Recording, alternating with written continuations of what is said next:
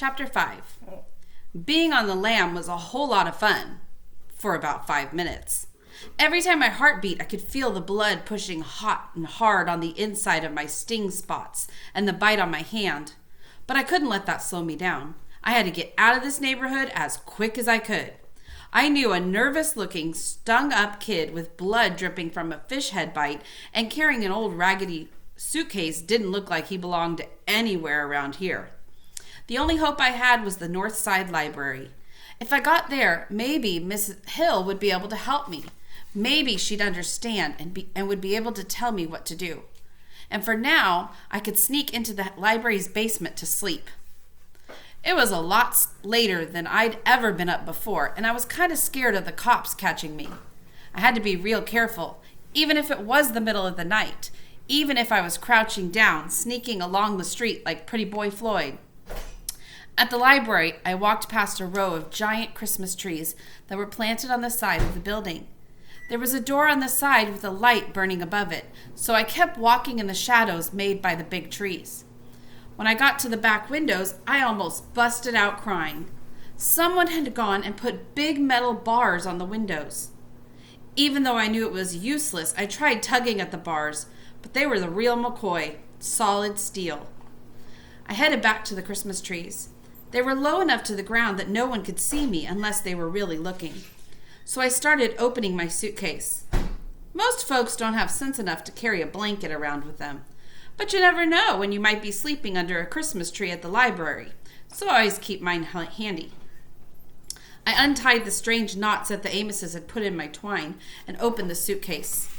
I could tell right away that someone had been fumbling through my things. First off, whenever I put the blanket in, I always fold it so that it stops all the other things from banging up against each other.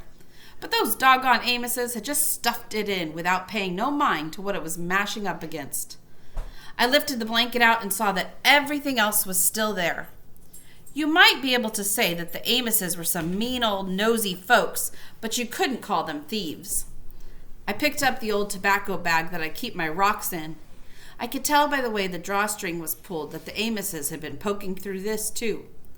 I jiggled it up and down in my hand a couple times, and it felt like none of the rocks was missing, but I opened it to count them anyway. None of them was gone. Next, I pulled Mama's picture out of the envelope I kept it in and held it so the light from the library's side door would shine down on it. It looked like the Amoses hadn't heard it. This was the only picture of Mama in the world. Running across the top of it was a sign that was writ on a long, skinny flag. It said, "Boys and girls, follow the gentle light to the misbegotten Moon Park."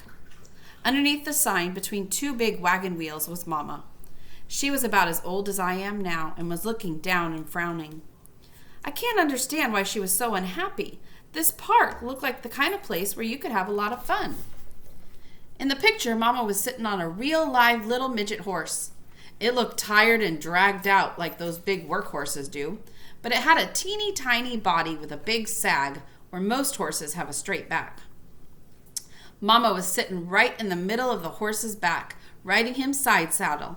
Except there wasn't any saddle, so I guess you'd have to say she was riding him side sag. She had 2 6-shooter pistols in her hands, and the way her face looked, you could tell she wished she could have emptied them on somebody. And I know who that somebody was. Mama told me it was her father, my granddad.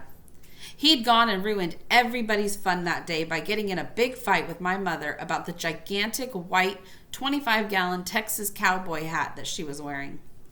Mama used to tell me, that hard-headed man insisted, mind you, that I wear that horrible hat. The hat was almost as big as Mama, and you could see it was fake, because as tall as it was, no real cowboy could have wore it without getting it knocked off his head every time he rode under a tree or some telegraph wires. Mama told me that some man used to drag that horse all through her neighborhood with a camera. And if your mama or daddy signed a piece of paper, he'd take some pictures of you, then come back in a couple of weeks so you could buy them. Mama wasn't looking like she had rocks in her jaw because the hat was so fake that a real cowboy would have laughed you out of town for wearing it. She was mad because the hat was so dirty. When she used to tell me about it, her eyes would get big and burny, like the whole thing happened the day before yesterday instead of all those years ago. She'd start moving around our apartment real quick, picking things up and putting them back in the exact same spot. "Filth," she'd say about the hat. "Absolute filth. Why, the thing was positively alive with germs. Who knows what type of people had worn it?" I'd say, "I don't know, Mama." She'd say, "Who knows how many years it had been worn by who knows how many sweaty little heads?" I'd say, "I don't know, Mama." She'd say, "The entire band on the inside was black, and I'm sure it was crawling with ringworm, lice, and tetters." I'd say, "Yes, Mama." She'd say, "And that horrid little photographer didn't care. Do you imagine it ever occurred to him to wash it?" I'd say, "No, Mama." She'd say, "Of course not. We meant less to him than the horse he mistreated so." I'd say, "Yes, Mama." She'd say, "But your grandfather insisted. To this day, I cannot understand why, but he insisted. I'd say, "Yes, Mama." We had that conversation a lot of times. Me and Mama having the same conversation lots of times is one of the main things I can remember about her now. Maybe that's because when she'd tell me these things, she used to squeeze my arms and look right hard in my face to make sure I was listening. But maybe I remember them because those arm-squeezing, face-looking times were the only times that things slowed down a little bit when Mama was around. Everything moved very, very fast when Mama was near. She was like a tornado, never resting, always looking around us, never standing still. The only time stuff didn't blow around when she was near was when she'd squeeze my arms and tell me things over and over and over and over. She had 4 favorite things to tell me. One of them was about the picture, and another one was about my name.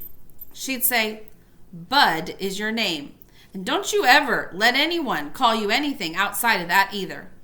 She'd tell me, "Especially, don't you ever let anyone call you Buddy. I may have some problems, but being stupid isn't one of them.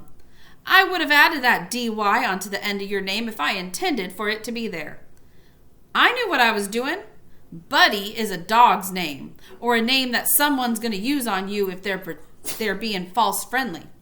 Your name is Bud, period." I'd say, "Okay, Mama." And she'd say every single time, "And do you know what a bud is?"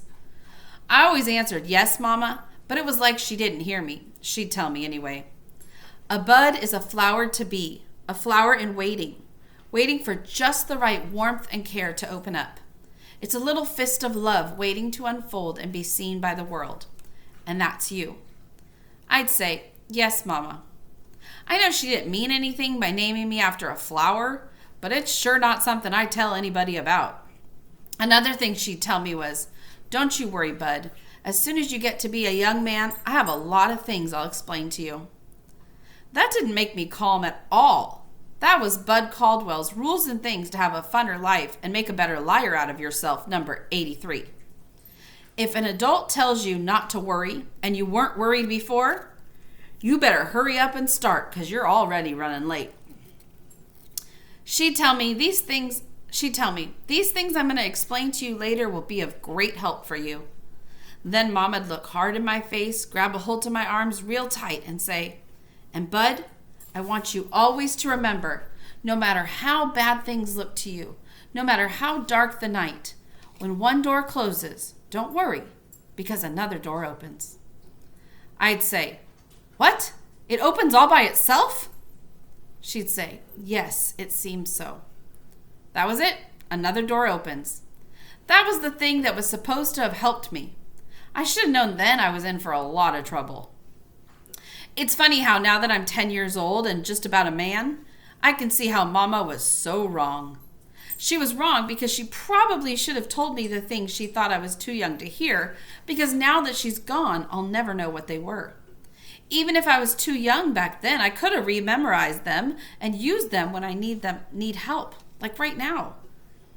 She was also wrong when she thought I'd understand that nonsense about doors closing and opening all by themselves. Back then, it really scared me because I couldn't see what one door closing had to do with another one opening unless there was a ghost involved. All her talk made me start jamming a chair up against my closet door at night. But now that I'm almost grown, I see Mama wasn't talking about doors opening to let ghosts in your bedroom. She meant doors like the door at the home closing, leading to the door at the Amos's opening, and the door in the shed opening, leading to me sleeping under a tree, getting ready to open the next door. I checked out the other things in my suitcase, and they seemed okay. I felt a lot better. Right now, I was too tired to think anymore, so I closed my suitcase, put the proper knots back in the twine, crawled under the Christmas tree, and wrapped myself in the blanket. I'd have to wake up real early if I wanted to get to the mission in time for breakfast. If you were 1 minute late, they wouldn't let you in for food. I'll stop there today.